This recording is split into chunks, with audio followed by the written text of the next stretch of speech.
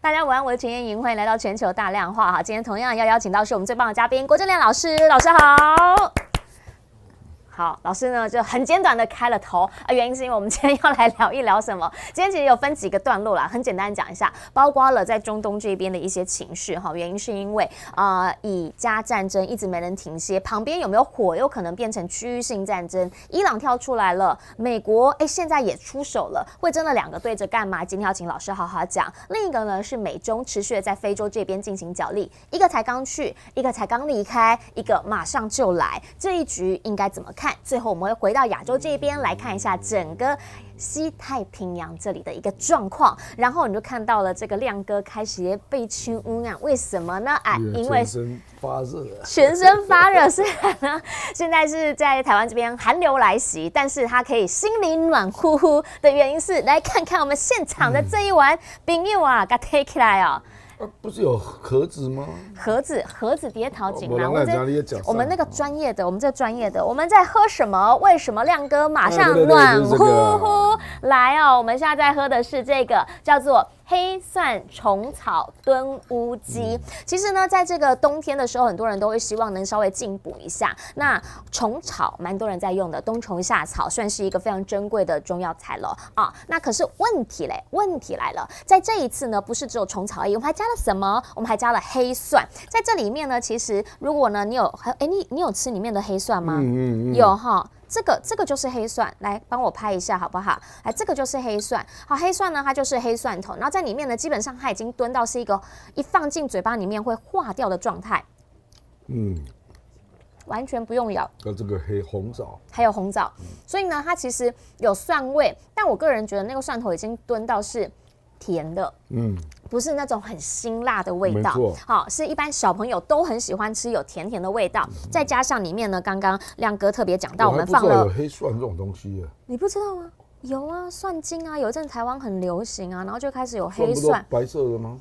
有黑蒜，然后它里面有特别的一些，比如说花青素啊，什么什么之类的，它有特别的一些东西。然后再来是什么？再来是这个香菇，好，这里面呢还有香菇，所以呢再加上里面一整只是一整只哦，各位朋友，一整只的乌骨鸡，好呢，全部都加在里面。那这一些呢就可以全部的炖煮出这一个美味了。我个人很喜欢吃这个虫草，我觉得这个虫草呢。我女儿会说这个是面面啊，看起来很像面面，但是我觉得这个虫草吃起来它口感其实蛮好的，我自己其实一直以来都蛮喜欢吃的。所以呢，在今天跟大家推荐的是这个黑蒜虫草炖乌鸡，温补不辛辣，大家有兴趣的朋友可以看一看哈。那另一个部分呢，则是在这一次我们享时尚之前其实有跟大家推荐过的，就是包括什么？包括说呢有其他口味。黄金虫草炖乌鸡，有的人可能是说他不敢吃蒜头味道，真的完全无法接受的话，那我们其实就建议你可以买这个黄金虫草炖乌鸡，它是比较中药材的味道，吃起来是完全不一样。这个蒜味不重嘛。有的人就真的很不敢啊，那种真的很不敢的，我们就是推荐这个黄金虫草炖乌鸡。但我个人觉得冬天吃点蒜头，美败啦，强身健体。然后很多的这个医学报告也说，这个蒜头其实它可以增强你的免疫力。我都生吃，你都生吃？真的假的？才爽啊，够辣啊！果然是我们这个非常接地气的亮哥。好了，所以呢，跟大家推荐就是这两款是新的味道，其他的我们之前有介绍过广式椰子鸡，或者呢是金华火腿猪脚砂锅鸡，还有3代同堂的富贵菜脯鸡，这一些呢其实都可以来做搭配。在现场呢，其实您选好卖场选好之后呢，请输入我们的折扣码2024，买1300可以再折168。好，同时呢，已经快被我们卖完的月亮虾饼，我不知道等到您看到这个影片的时候，它会不会卖完？这个我知道的是现在剩货量不多，因为今天我已经有接到通知，厂商说快做不出来了，所以呢，有需要的朋友要就要快。这个真的很物超所值。亮哥六甲留这些虾饼哦，那个虾饼啊是差不多是我的手指头这么厚。就是这么厚，我的手指头这么厚，真的不夸张，大概是台湾的10块钱硬币那么厚。吃起来里面真的很软，因为我觉得够厚的要用气炸锅。对，够厚的里面才会炸完之后，外面是酥的，里面是软的。里面有一整只虾。80%的基隆白虾很甜，好，所以小朋友也会很喜欢。如果说呢，你在过年的时候，想要在家里吃，然后或者是说呢，在最近天冷的时候，想要来个温补炖补一下，都欢迎来参考我们的这一些鸡汤。好，哪里买？来聊天室哈，蓝色那个栏目点下去之后就有连结可以直接购买，欢迎大家来选购一包都不到500块钱，台币499而已，非常物超所值。需要的朋友，请自己来猜猜看。一整只鸡真的很便宜。对啊，一整只鸡在菜市场都没打这个给，对不对？哈，是不是？好，现在物价真的是很飞涨啦。为什么物价会这么涨？今年通膨可能会更严重，很多人在预期了。好，原因是因为红海这边呢战火没有办法停歇。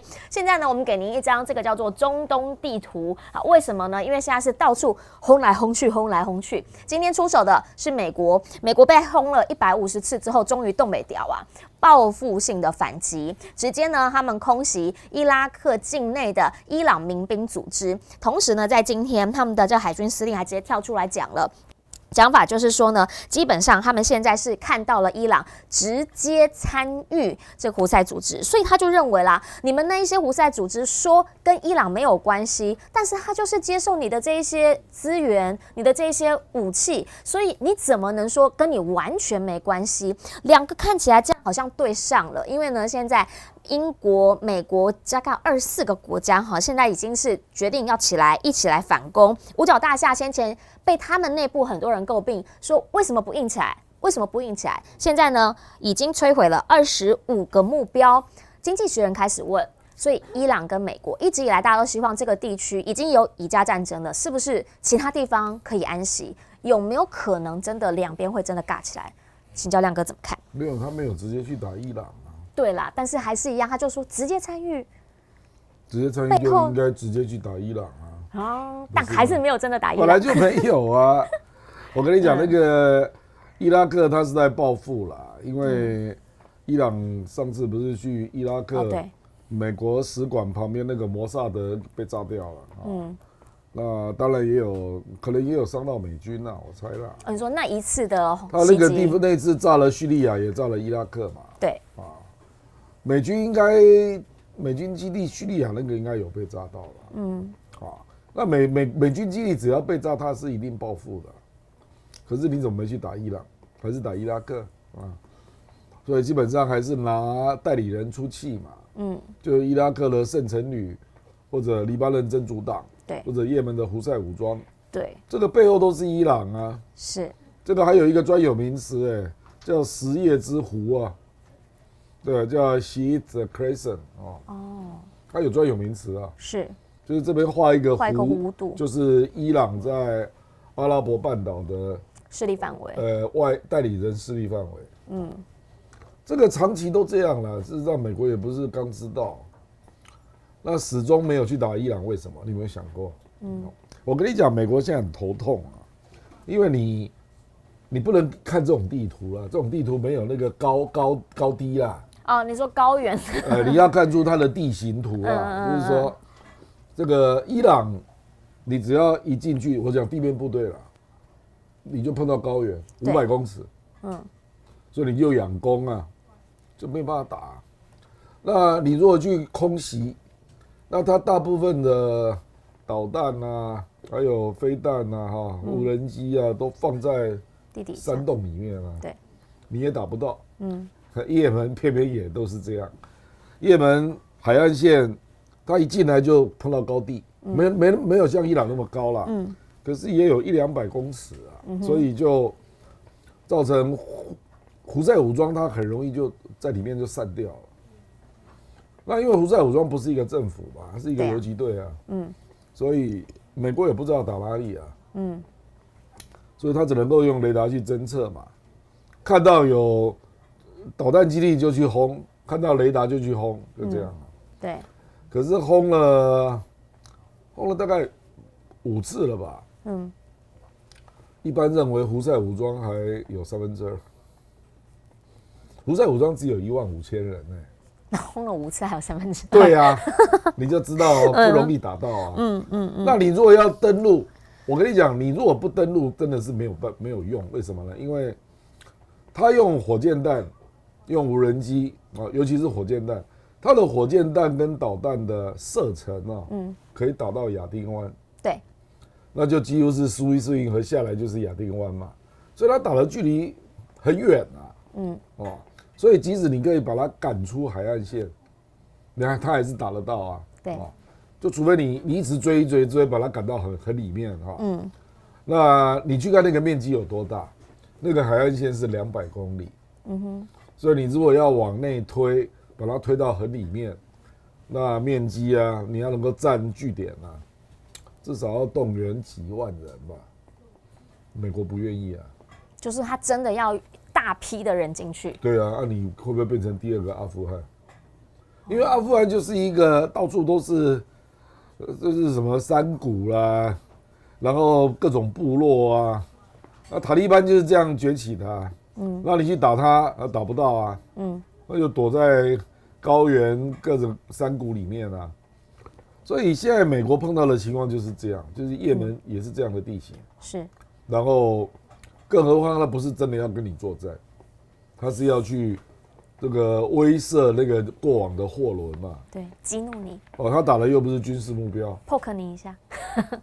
不是真的 poke， 是真的真打啦，真的打。但是他就说啊，其实他本来其实对准的是什么？对准是以加问题，但是其实后来发现跟以加有关的越来越少，他就专打美国，专打英国。因为你打他嘛，所以他就说我们已经把美英货轮都当作目标，对，他已经跟以色列脱开了。对啊。你到以色列港的船他打，那现在是只要美英的他都打，是，所以。这个当然就是你英国也非出兵不可嘛，可是出兵没有用啊，就是你目前能够做的就是空袭，那你了不起就是派轰炸机、战斗机，那这个都非常花钱的啦。因为我跟你讲啊，那个胡塞武装用的那个火箭弹啊，一枚是大概$2000啊，2000。CP 值很高就对了。那你用导弹打它嘛？一个导弹大概是$200万。2000对200万。那你要搞多久啊？是。就是2000对200万等于是100倍嘛，就是这样啊。那就是你打，就是也没有打到要害啦。那他是不是有很多武装人员聚在这里让你打？也不是啊。他就是只有少数几个人在操作啊，就是火箭弹啊、无人机啊，你知道，或者有时候有小艇，就出海嘛，然后来干扰你的货轮嘛，就这样啊。但就是还是看起来就是一个，应该怎么讲，量体不太一样，但是问题是根本性的就是它联动到以色列打加沙嘛，对，就是只要加沙战争没有停火，他这里就不会停嘛，那他这个正当性非常高啦，因为巴勒斯坦人在加沙受苦，很多人都看到了，是，那大家都无可奈何嘛，是，所以等于是也门胡塞武装的小兄弟啊，他带大家出气了，你知道，有点这个味道，那阿拉伯有很多大哥国家，有钱的国家会内疚嘛，所以就会捐钱给他。所以捐武器给你啊，对不对？所以你这个也门胡塞武装是不缺武器、不缺钱的，因为它背后有极大的力量。就是你只要以色列去打，那阿拉伯国家就不能交代嘛，那他就支持你啊，让你去打啊。懂那一点。事实上，伊朗的那个代理人就是这样形成的嘛。是。就是事实上，伊朗的代理人也不一定是什叶派。不一定啊，大部分是吧？大部分是，可是不一定都是，就是比如说那个哈马斯，你说哈马斯是逊尼派啊，也是，可是伊朗也有支持哈马斯啊，对，你懂我的意思？对，所以我的意思就是说，这个纯粹就是你阿拉伯半岛的这些比较有钱的国家，你没辙嘛，你面对以色列，你拿不出办法嘛？那伊朗敢跟以色列斗啊？那我伊朗养一堆代理人来跟以色列斗啊？是。那这些代理人真的斗的时候，一些阿拉伯的有钱人就觉得帮他出气啊，那就捐钱啊。事实上，哈马斯最大的金主就是卡达啊。是啊，是啊，那不就是这个意思？就是他们就是看不过嘛，就觉得以色列这个太过分了啊，他又不敢跟他打，你知道就是这样，他就偷偷给你钱啊。那个台湾话有一句话叫做"有钱人的性命较可贵"，对啊，可是就是很珍贵，有钱人很爱惜自己的性命。可是他支持他啦，这个实际上实际上所有的激进主义都是这样，你最终还是要有钱嘛，是，对不对？那你第一桶金是哪里来的？是，但其实现在伊朗他们其实也开始宣布，他们要接收更多的新款无人机，大家就开始讲说，他最近开始有一些动作。那伊朗其实最近呢，跟谁是真的直接杠上？叫巴基斯坦，但你也不能说他是跟巴基斯坦杠上，原因是因为他说我打巴基斯坦，我不是要打巴基斯坦，我是要打他里面跟我不合的那个组织。可是就这样，对，两边轰来轰去，就彼此都轰到你的境内的时候，就大家不开心了，就说你为什么你没把我放在眼里？你打我家里面的人是不是？好。那后来呢？吵架出来调停的是谁？是美国跟中国。美国说不能这样，中方说，哎呀，不要再吵了，好，大家好好坐下来谈。上个礼拜才刚打架，这个礼拜马上就说，哎呦，没有，我们外长要马上过去来跟他们好好的聊一聊，要修复关系了。那个速度之快，大家有点说，哦，原来这个变化可以这么快。但是这一次两边的互动也让大家开始想问，就是在伊斯兰世界里面。因为我们都知道嘛，刚刚亮哥提到逊尼跟什叶，那在现在他们真的在中东大和解之后，有真的合起来吗？还是说其实他们里面还是内部会有一些的小疙瘩？这件事情不太一样啦，因为巴基斯坦是逊尼派没有错啦，对，那伊朗是什叶派，可是这一个他们的针对的对象大部分都是俾路支人，对啊，俾路支啊，这个就要讲到历史了啦，这个给你公告起来了。好，来。这个库德族不是在土耳其跟叙利亚的边境吗？ 对不对？那库德族高达3000万人，没有办法变成一个国家嘛？对。那他的种族就散在4个国家。俾路支人他是散在伊朗、巴基斯坦跟阿富汗境内。是。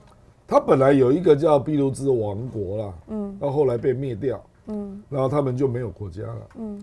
那这个分配是这样啊，700多万人在巴基斯坦，那因为他觉得他被巴基斯坦压迫，事实上他们都是逊尼派，所以我说跟你讲说这跟教派没有关系啊，那他就认为他的资源被巴勒斯坦人剥夺，对，所以他就搞了一个俾路支解放军，是啊，他搞独立啊，搞独立运动。那在伊朗这一边呢，有140万，比较少。那因为他们都是俾路支人嘛，所以俾路支解放军在巴基斯坦闹事之后，就跑过来伊朗这边，借住朋友家，然后巴基斯坦就打不到他。对。那因为俾路支人是逊尼派，所以他们跟伊朗就不太好嘛，所以他久而久之就在那里面产生了一个叫逊尼的正义军，那这个是伊朗境内的恐怖组织啊。那他打完了伊朗，就躲到巴基斯坦这边。那我跟你讲啊，正义军的背后支持的是美国，那俾路支解放军背后的支持者是印度，那这里面就产生了一个微妙的情况啊，就是我刚刚不是跟你讲，俾路支解放军在巴基斯坦闹完事，对，就跑到伊朗嘛，对不对？那伊朗为什么不打他？因为他这个俾路支解放军背后是印度。那伊朗不想得罪印度，那我刚刚跟你讲那个逊尼的正义军不是在伊朗吗？在伊朗闹完事躲到巴基斯坦，那他的背后是美国，巴基斯坦不想得罪美国，就这样，所以这个问题就长期摊在这里，都没有办法解决啊。那直到去年6月7号，所以我跟你讲这个，你做一点功课你就知道了，背后都有大哥的影子啊。去年6月7号在北京召开一个中国、巴基斯坦跟伊朗的俾路支反恐会议。为什么中国会介入？因为瓜达尔港就在俾路支省。对。那他那个中巴经济走廊要修铁路嘛，要从新疆的喀什一路拉到瓜达尔港啊。这个是中国人员进口不要经过马六甲海峡的必经之路啦。所以瓜达尔港中国是高度重视啊。整个中巴经济走廊，中国大概投入460亿美元。那中国大陆在施工的时候就被炸啊，对，就俾路支解放军来破坏嘛。他事实上不一定是针对中国，可是他就说，他就故意要让你为难嘛，就说啊，巴基斯坦你就不给我钱啊，不要让你好做事，你到时候盖这个铁路我也分不到钱啊，所以他等于就是在要价了。好，那中国也知道巴基斯坦的状况，就说人家是俾路支省的矿产，你巴基斯坦中央政府来给人家挖了都不跟人家分啊。所以这个是有内部矛盾的，中国知道。那中国也觉得说，你不要这样啦，我们这铁路没有办法盖啊，所以中国也觉得说，但大部分的俾路支人也不是解放军啊。我刚刚不是说在巴基斯坦境内，俾路支人有700多万吗？对，那解放军大概不到5万人啊，不到5万人啊。可是因为他们觉得他们被剥夺嘛，所以大家看解放军出来干点事，大家也就偷偷支持啦，你懂我意思？可是是不是真的就这样无解？不是啊，就是你就把资源分配稍微合理一点嘛。那这个俾路支解放军大概就搞不下去了。所以啊，我认为这一次巴基斯坦跟伊朗这样互轰啊，叫跨境消灭他的敌人啊，这个是有默契的。讲好的，有可能，而且我跟你讲，而且这里面有中国的影子啦。所以毛宁在第一时间就表达立场啊，他说：“哎呀，遗憾啊，看到巴基斯坦跟伊朗那边互打啊，那两国都是中国的好朋友，如果需要中国协调，中国愿意积极参与。”他就这样讲了。是，我认为连这个台词都事先讲好的啦，套招的。对，而且你去看巴基斯坦啊。因为我去查巴基斯坦外交部的政府文件，他去炸伊朗嘛，对，他立刻发一个声明他说我们不是针对伊朗人民，对，我们是去炸恐怖团体，是那两国也很绝啦，就是两国在报道那个灾情的时候都没有提到本国人被杀，都说是恐怖团体啦，俾路支人被打到这样，不是精准，不是本国的民众嘛，大概是这样的一个情况，所以就在伊朗先打巴基斯坦嘛，那巴基斯坦就外交降2级嘛，对，1个礼拜就全面恢复了，是，然后那个全面恢复的声明，你还看到说两国有如兄弟啊，那我们未来还是要在反恐的道路上继续合作，所以我认为他们大概就建立这个跨境取缔、追击这样的模式啊，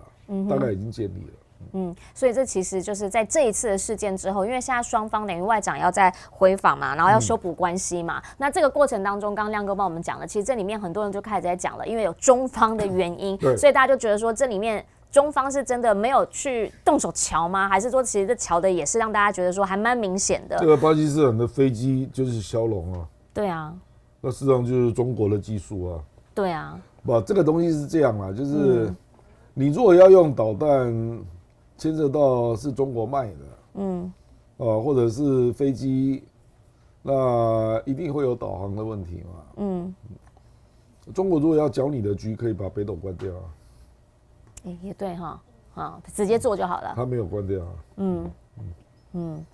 所以他也乐见你去做这个事啊。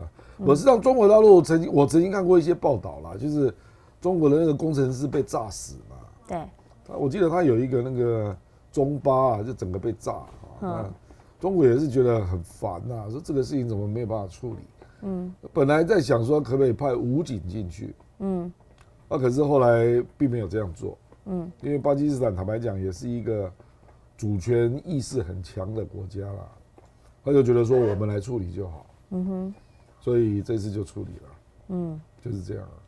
当然啦，在这一次你也会看到一些印度媒体。刚刚亮哥讲完故事之后，你有没有觉得说，为什么是印度媒体啊？这次印度媒体还特别发一个稿子出来，讲什么？讲说你看看巴基斯坦都买大陆的东西啊，结果你看那个导弹，防空导弹都不用啊，一颗弹都没有拦到，就开始会有一些这样子的一些比较酸言酸语出现。那当然，你了解那个背景之后，你大概知道为什么会有这一些的新闻报道。只是如果是这样子的话，回过头来，那这一块如果说真的就是只是大家过个场而已的话，那回过头在刚刚那个故事里面，不是过场，真打。打，真打啦。但是我的意思是说，是套招的打嘛，对啊，套招的打嘛，就是你先再来我，然后之后你要讲话，然后我们大家就握手，握手打好兄弟，对，一起努力。但是那个过程当中，其实，在中东这边就听到了一个我觉得很常是一个状况，其实就跟以哈很像，就是他们会有一群人，那他们其实呢会觉得长期的被迫害，其中就会有一小部分的人出来，这一小部分人帮他出头之后，然后很有可能是因为他比较激进，然后他比较冲，他冲在前面，可是。以哈战争这边其实就有一个类似的状况嘛，哈马斯现在以哈战争到目前为止，今天最新啦是有可能在停火一个月，本来是说要停火2个月，但是呢是以色列这边讲的说我们要求停火2个月，开出来的要求是你要把所有的人质还我们。然后同时，我要求你们的高层全部离开加萨走廊。那当然，哈马斯这边就不会同意了。所以目前传出啦，最新是说有可能就是停火1个月，然后呢再换部分的人质。但这场战火到目前为止，基本上都还没有到一个停歇的状态，因为哈马斯这边呢，现在讲了，美国这里呢，虽然说一再的有在就是给予以色列这边战火啊、弹源啊等等，但是呢，美国他们的智库《华尔街日报》报道说，他们觉得3个月以上，情报机构觉得呢，现在只大概了30%哈马斯被灭。他还可以再打好几个月，他抵抗力仍旧很顽强。哈马斯现在是说，如果你愿意完全停火的话，那我可以把人全部还给你，但是这边又不要，那所以双方就开始没有办法达到一个完全可以坐下来谈。那以色列境内基本上我知道是蛮多人希望不要再下去了，我们希望能够改朝换代了。你讲的是表面的东西啦，表面的东西就是说。你人质全部还给我，我就停2个月。对，那只要你完全撤走，我讲的是那个干部。然后呢？然后他中间还有谈啊，我请问你，然后呢？假设我哈马斯的干部都离开了，你以色列要不要退？他有说他要设一个那个什么暂时的暂缓区、缓冲区。请问你以色列军队有没有退嘛？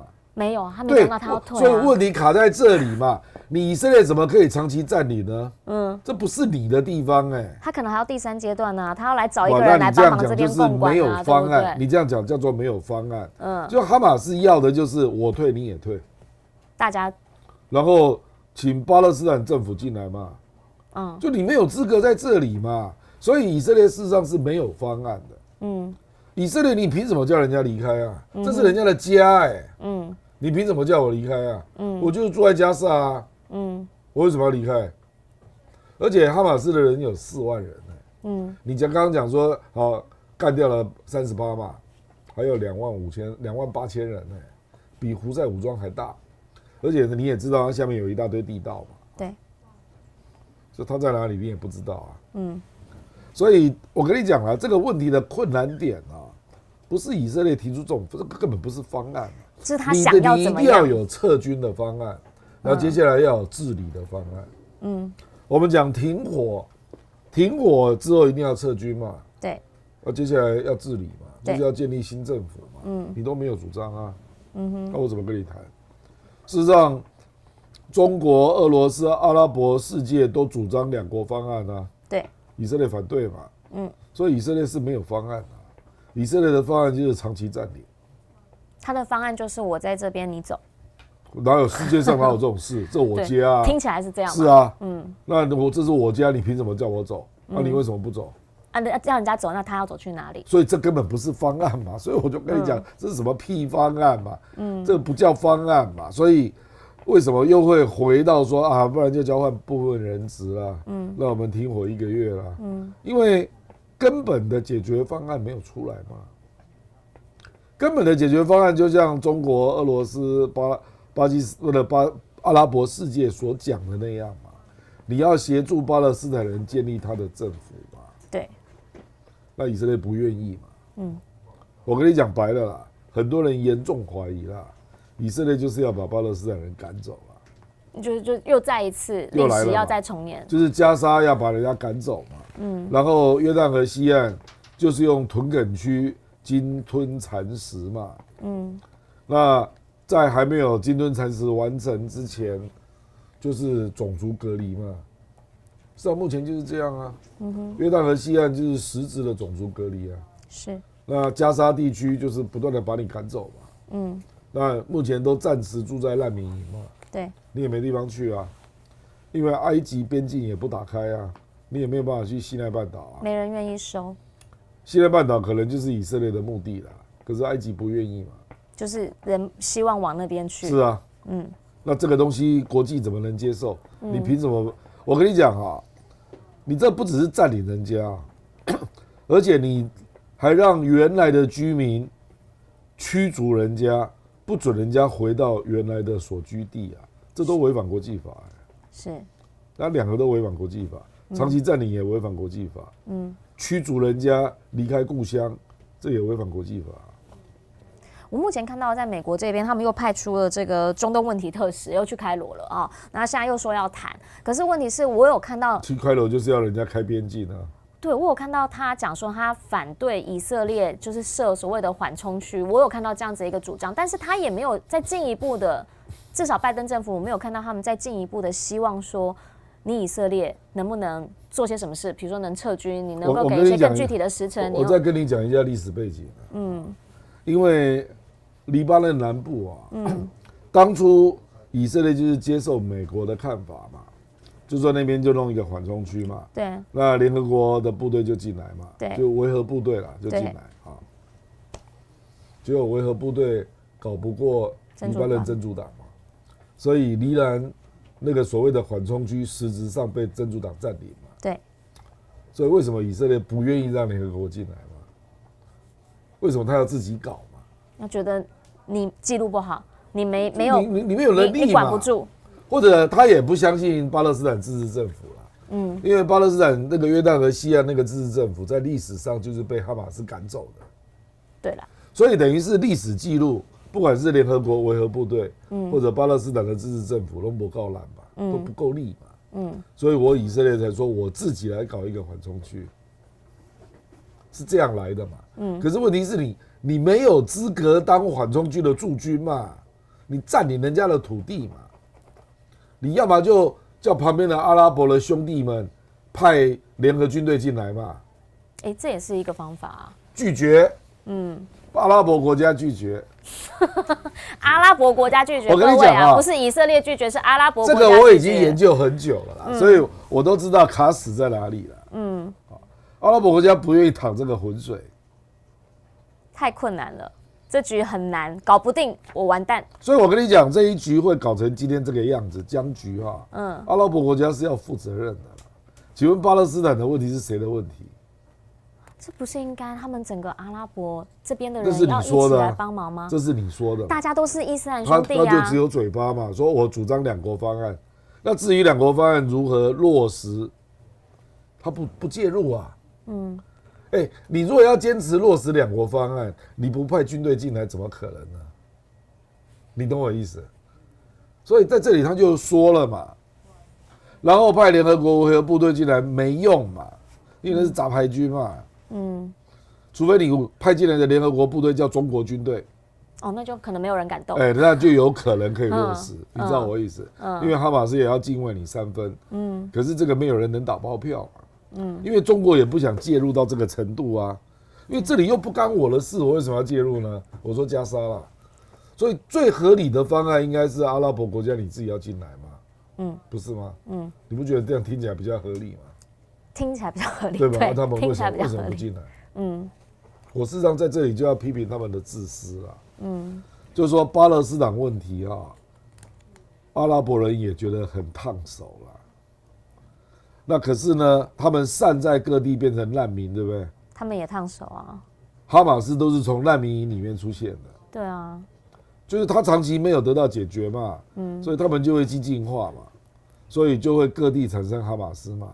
哈马斯的起源是约旦河西岸是从那边开始的，然后才后来跑到加沙。哈马斯你知道本来是一个什么团体吗？我就跟你讲啊。所以为什么最近那个欧盟的外交委员啊，他直接骂以色列啊，说哈马斯不就是你养大了吗？对，对不对？我跟你讲这段历史啊，所以今天跟你工作才够哎讲古。我跟你讲，哈马斯一开始对是一群医生是跟学者组成的。是，因为他发现巴勒斯坦有很多流离失所的人，对，所以他一开始是慈善团体。那他们是从哪里学来这个的啊？因为巴勒斯坦人跑去埃及念书，那就在埃及的大学里面看到了穆斯林兄弟会这个组织啊。穆斯林兄弟会是埃及人创的，然后后来得到政权啊。穆斯林兄弟会呢，就是本来也是慈善团体，就是协助解决社会问题啦啊，那就逐渐受人爱戴嘛。那出来选举就选上了，就越选越大，后来变成执政党，你知道？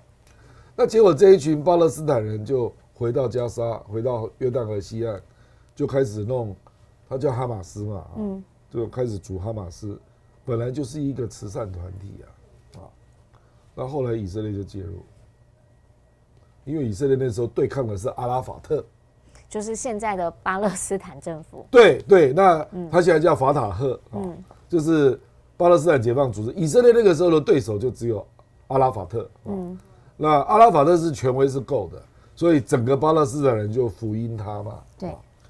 那哈马斯是在那个时候，摩萨德跟他接触了，以色列的摩萨德说我们愿意提供你军事训练，你们愿不愿意变成一个有民兵啊自卫性质的一个团体？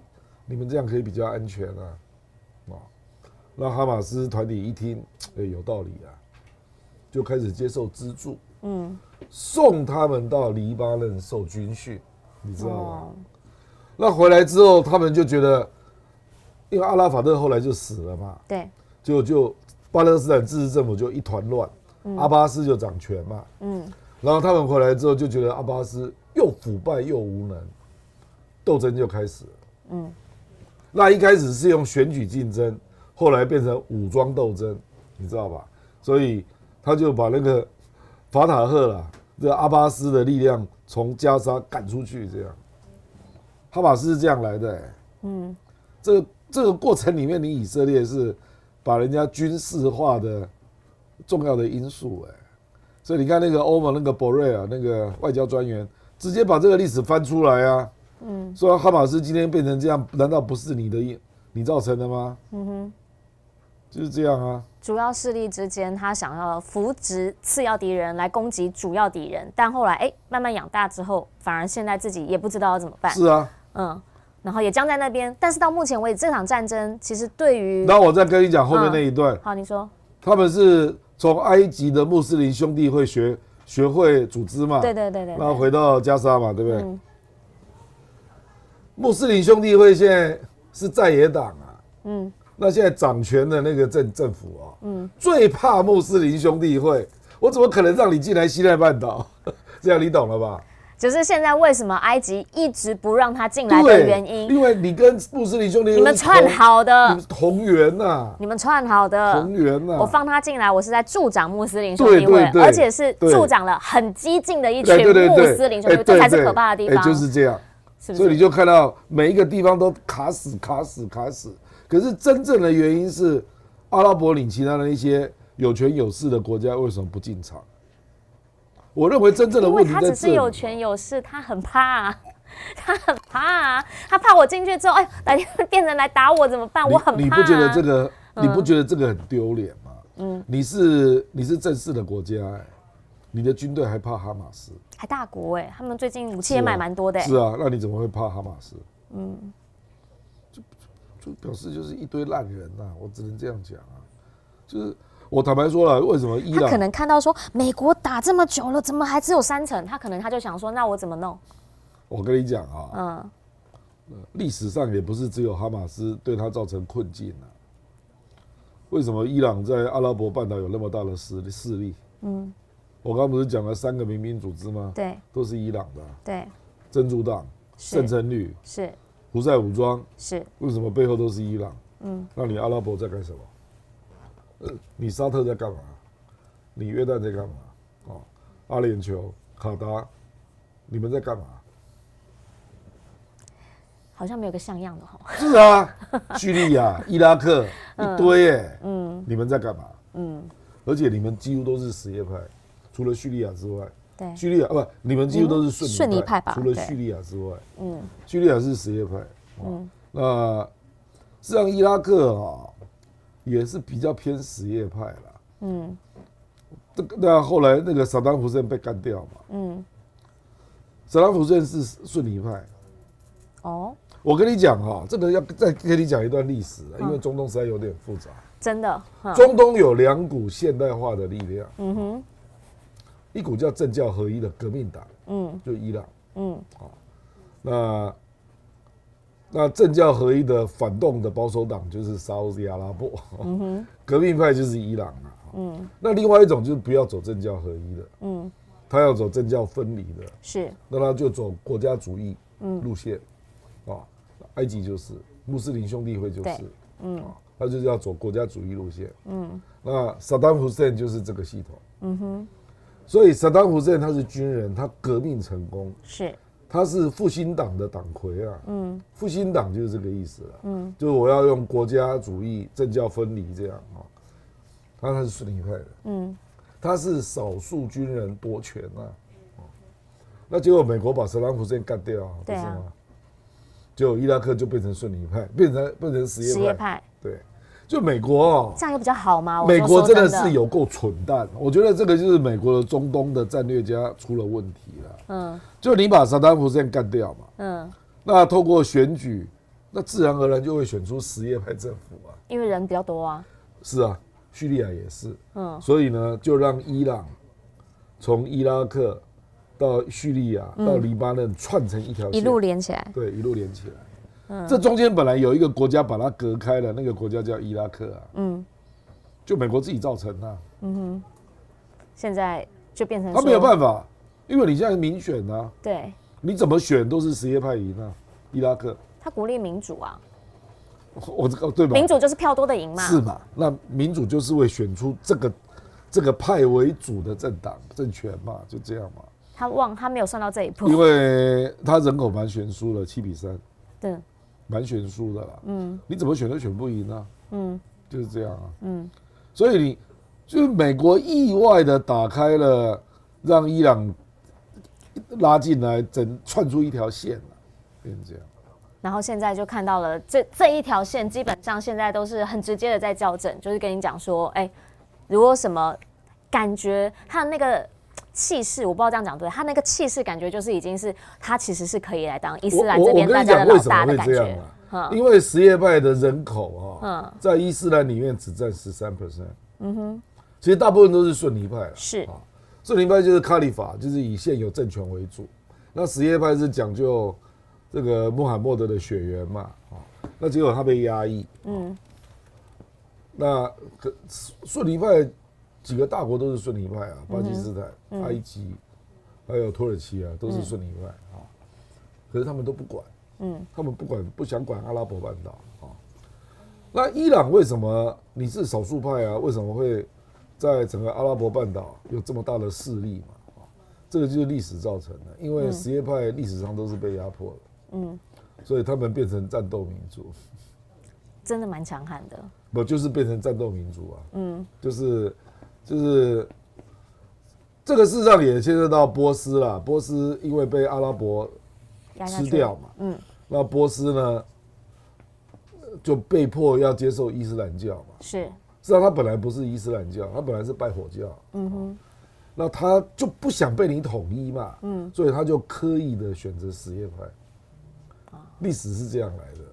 就他不要被你沙烏地阿拉伯这边同化，是你如果加入逊尼派，你一定会被同化掉。那你既有的伊朗的传统就不见了。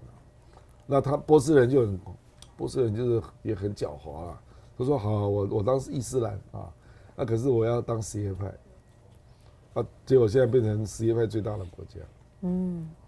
可是就被锻炼成战斗民族了。真的是你最近在看国际新闻，你会觉得。就是伊朗应该就是大哥，因为伊朗都在帮大家出气，而且他哪里北宋他就打，哪里北宋他就打，而且他政教合一了。对，那政教合一就是你就知道嘛，会有狂热，对，讲话会容易会有很决绝，然后很大声，然后也会很有行动力。而且他的最高领袖是宗教领袖，是，对，所以他看到的都是价值啊，用价值驱动的力量最可怕，不是吗？哎，名言来了，用价值驱动的力量最可怕。是啊。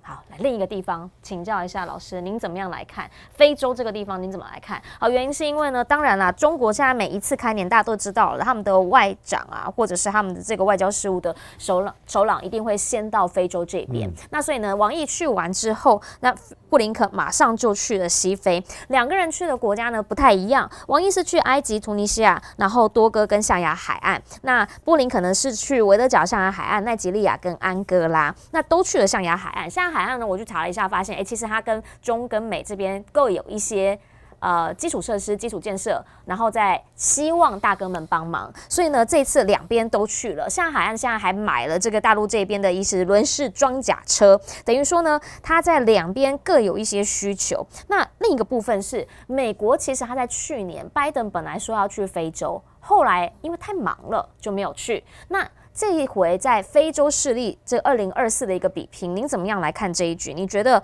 比较笼统的来看的话，因为现在包括了安哥拉这边也是少数在非洲这边，大家都知道这边基本上中国负责了大部分的基建，少数安哥拉这里呢是因为请中方的一个厂商来帮忙他们做一个车站的系统化电子系统，结果后来呢，那个厂商落跑了，所以他们当地的人印象就很不好。现在就让美国和英国他们一起来帮忙接手。那大家就说呢，会不会两边的这个势力就在这边开始有一些反制的一些作用？您怎么样来看？这个很难呐，就是说你要从单点访问哈，然后比如说他去象牙海岸，也许去找眼云他有什么矿产啊。对，他矿产蛮厉害的，然后就帮他盖个交通建设嘛，用这样来制衡中国，事实上是没有办法制衡的啦，因为他在非洲是整的一大片，所以这个是日积月累的嘛，中国在中欧洲投入的资源大概已经超过3000亿美元了。你说在非洲投入的资源，就整个累积了，一带一路重点也是啊，那因为非洲国家已经发展到一定阶段，之后就需要盖比较大规模的基建嘛，比如说大型的电厂啊、水利啊，然后会有需要高铁路的需求啊，高速公路啊，那这个就已经不是，因为美国以前是因为手上有世界银行嘛，对，所以它可以做一些贷款的项目嘛，可以分配，对，可是现在的金额已经远远超过世界银行能够负担的程度了。因为现在动不动一个项目就超过10亿美元。世界银行事实上一年它有了，不是没有，可是超过10亿美元的项目寥寥可数了。因为它的钱就是这样。所以它就是舟少争多嘛，所以它要大家都利益均沾啊。所以它最长资源的项目大概都是2-3千万美元。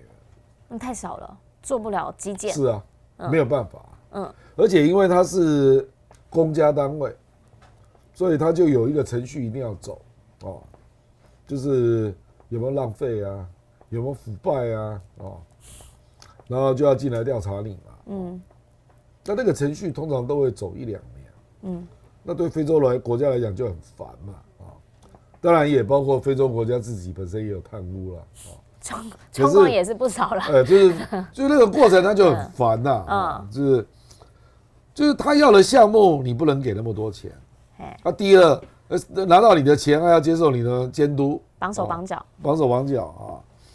然后第三个就是你用的是世界银行嘛，对，那没什么弹性，没什么弹性就是说基本上他要避免呆账嘛，那如果是美国的援建计划，不是世界银行的话，那美国没有公股银行啊，是，所以美国就一定要让民间的银行进来评估嘛，那人家是将本求利的，他就会盯得很紧啊，那每一个计划大概都不会超过5年，可是对这些第三世界国家你用这样的5年的计划，他们是没有办法还的啦。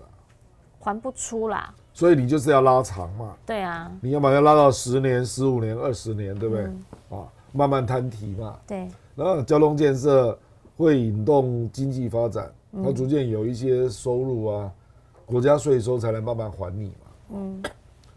所以我告诉你这一些背后的大背景，你就知道为什么中国会容易胜出了。第一，中国全部都是国家的银行啊，它比较好商量，它有弹性啊。那它也不会像世界银行那样搞一大堆监督机制啊。对，它无所谓啊，它是结果取向的，甚至还要配合大外交。有时候为了外交目的，你都贪污没错了，就算了啦，不管了啦。第三个金额没有上限啊。我随便举个例子你就知道嘛。中老铁路，中老铁路总共多少钱？你知道吗？59亿美元。这在世界银行绝对不可能申请嘛。那中国大陆协建的金额35亿，这你去哪里找？一半以上。不，就是你在全世界都找不到啦。所以重点就在于老挝政府要不要这条铁路。那老挝政府就是认为他要嘛，因为他没有这个铁路，他没有办法对外连结嘛，他变成封闭国家嘛，所以他就认为他一定要。那世界银行啊，开始有一些美国的基金会就开始评估嘛，说中国你真坏啊，你造成人家变成债务国家，因为看起来还不起，本来就是啊。可是问题是，这个是辩证的。你如果没有这一个，它的经贸根本无从发展嘛，它走不出去，土地也不会涨价嘛。这个联动，如果10年之后呢，搞不好整个局面就是不一样。你知道我的意思？就是你要以机遇上面来看的话，也许他遇到了那个时候对他来讲，可能35亿就不是大钱了嘛。可是这个是发展出来的嘛。那中国愿意跟你做这种事嘛？你懂我意思？有点像是那个新创，他愿意跟你赌一下。对，那美国人就认为说，你这样不是害人家变成债务国家？35亿大概占老挝这个 GDP 不知道是多少%了哈，我数字我忘记了。他就说中国你这样是干嘛啊？那中国就说老挝政府要啊，那美国就会去抹黑你嘛，说老挝就是贪污嘛，所以他们盖这个铁路可以赚很多捞很多钱嘛之类的啦啊。可是那个铁路还是盖出来了。那我们现在就看到，因为我前几天才看到有人对老挝铁路做评估嘛，是就说它的货运啊、客运啊是以多少倍在成长啊之类的啦。那当然整体对老挝地区的经济发展到底是有多重要，我们不知道。因为你如果要单就这个建设本身能不能还本那我跟你讲中国的高铁绝大多数都是没有赚钱的，你懂我意思？大概只有京沪高铁京沪高铁勉强赚钱这样。上海、北京，很多人需要往返。是啊，那你说其他的高铁有哪一条是赚钱的？我认为很少。拉到山上去那种很远的山上的那个是绝对不赚钱，那个是为了公平原则啦。我是讲一般的。拉到2个城市啊，干嘛？可是你有没有想过，这样缩短城市的距离，造成的经济效应？你说对整体来说，就不要就单那条来说，我们看整体来说。那这个你能算吗？你能够算它的价值吗？就是说，它也许就造成人口移动啊、城镇化啊。那或者是造成，比如说阿里巴巴的货啊，就可以及时运到你家啊，速度，那就让所有的创新可以迅速扩散啊。我的意思是说，它的效应有很多是很难估的啦。那可是总体经济就是带上来了嘛。是，这个要有钱就要国要富先有路嘛，这大家都知道的事嘛。对。可是因为中国就是这样的一个体制嘛，所以他就用公营银行、用国家体制就硬吃下来啊。那高铁就一直盖啊，对不对？那盖到现在全世界的总和还没有它多啊，对不对？那这个如果站在西方的角度，这根本不该盖啊，因为几乎没有一条是赚钱的，不是吗？不符合成本。那我说非洲一样，是，就布林肯你去，你评估每一个项目一定是用民间银行的角度来评估啦。对。那如果这样的话，非洲的几乎大部分的建设都盖不出来了。那非洲怎么可能跟你好？因为有很多建设是要5年以上的了，是，不然你看不出结果了。是，可对于中方来说，当然他经营非洲，他有一些战略的目的啦，哦，所以他特别是比如说他的一带一路啊，或者是说呢，他在整个的战略思考上面，非洲这边基本上以南方国家来讲，他就是在非洲这里是大哥没有错。我跟你讲啊，他这个是累积的效果，越来越看到效果。20几年了嘛？对，不止啦，不止20几年啦，不止啦，远远超过你的年龄啦，远远超过我的年龄。我跟你讲，1970年代就开始了啦，大概50、60年了啦。才25呢。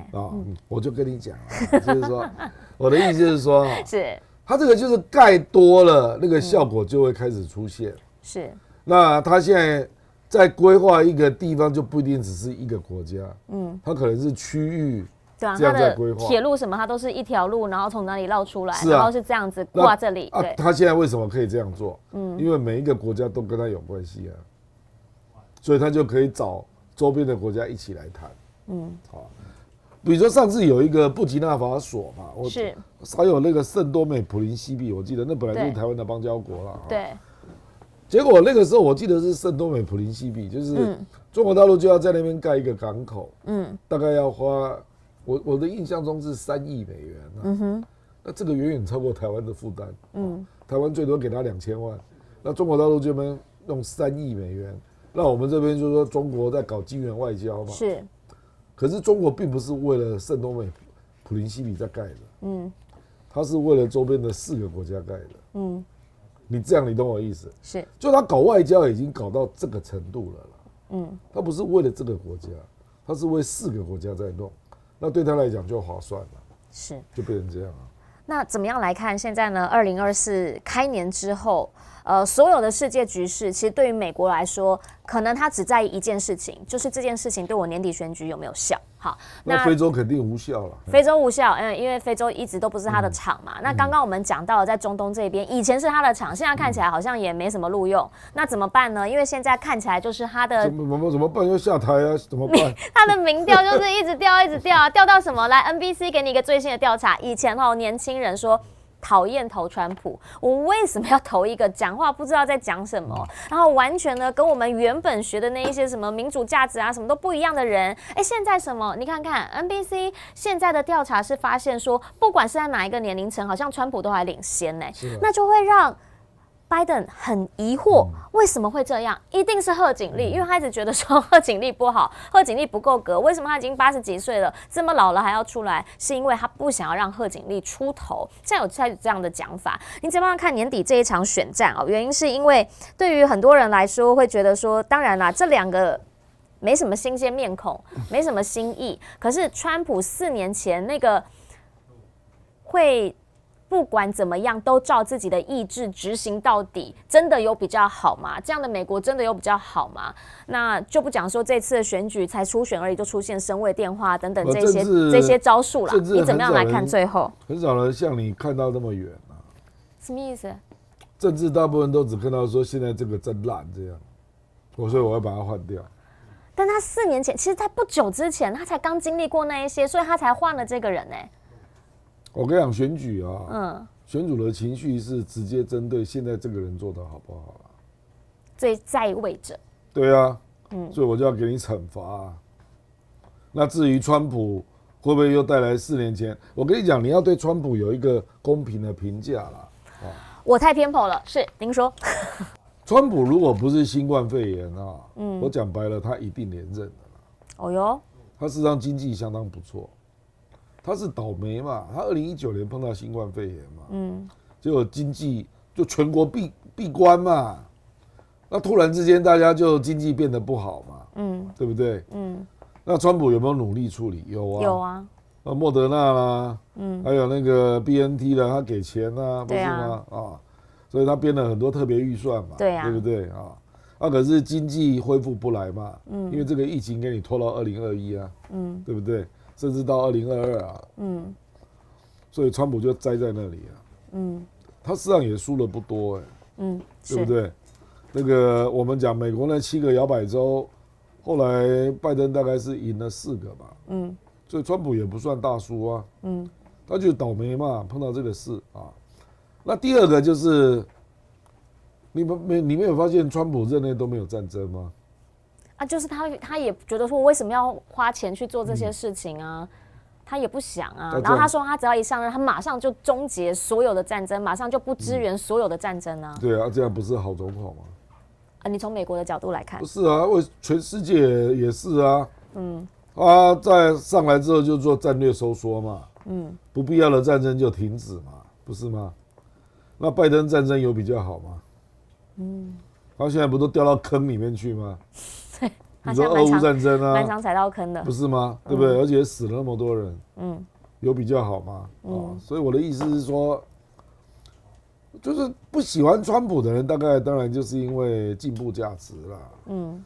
比如他给人家感觉歧视女性嘛，歧视同婚嘛，歧视黑人嘛，歧视回教徒啦，对啊，是没有错啦，我同意啊。盖高墙啊，盖高墙，民主党现在也不一定完全反对啦。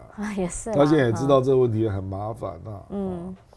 这个不总之啦，就是说对川普的整体的评价哈，你如果完全从进步价值啊、自由民主人权，那当然都是负面的啦。那年轻人以前可能都是用这种角度，所以不喜欢川普嘛，对不对啊？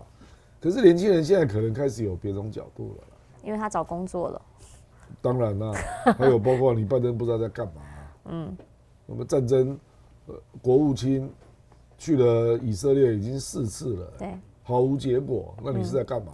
国务院里面也快炸掉了。那巴勒斯坦被你杀成什么样子？所以你虽然是民主党的，你对人权也没有保护好啊。所以我的意思是说，这个评价变复杂了啦。可是总体讲，大家都觉得川普比你会搞经济了。这个倒是就是这样啊。但是问题是对中国来说，川普有比较好吗？不，那是另外一回事啦。中国不一定不乐见川普哦。哎呦，川普是不讲价值的啊，他什么东西都用钱来算啊。你认为这样对中国会比较差吗？反而知道他要什么。比如说拜登，这个用简单的话讲啊，就是共和党比较像真小人啊，那民主党就这样伪君子嘛。那伪君子就3不5时就把自由民主人权挂在嘴上嘛，对，什么普世价值啦，讲一堆嘛，对不对？那这个大陆听了都觉得很烦嘛，就觉得你自己连你自己都没做到，那整天用这个当做门槛，对不对？干涉新疆、西藏什么鬼的嘛，中国也是很烦呐。那川普不会跟你纠结这个他倒是没有。川普就跟你讲利害关系啊，那比如说贸易战啊、科技战啊，他不是跟你讲什么自由民主人权啊，不就跟你讲这个啊，他就说我们的工作都被你抢走了之类的嘛，对不对所以我认为权衡起来了，反正2个一定都是反中的啦。对啦，是哪一个比较好打交道？我认为中国不会从绝对的，因为他们本来以为拜登上来会把川普的反中的一些东西去掉嘛，对，那事实上也没有嘛，对不对？所以他们对川普跟拜登可能就会做重新的评价了。所以你不要想美国不反中了，对，实际上是不可能的。那重点是哪一个比较好打交道？好。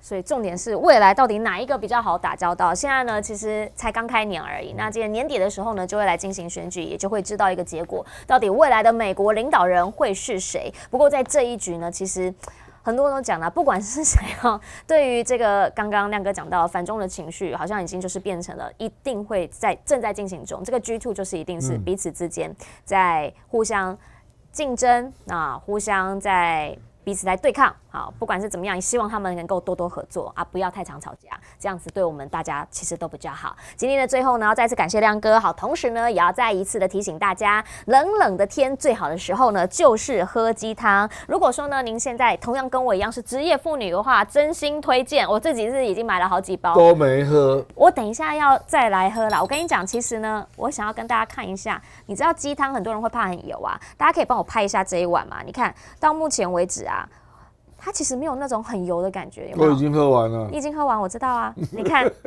因为有的鸡汤大家会很怕跟油或者什么，但是其实它到目前为止，它都还是非常的清甜，然后它真的很甜。这个不容易我认为它有把，而且即便我到现在我都觉得很好喝。我认为它有把煮出来的油部分捞走，那就是让它看起来比较。把它。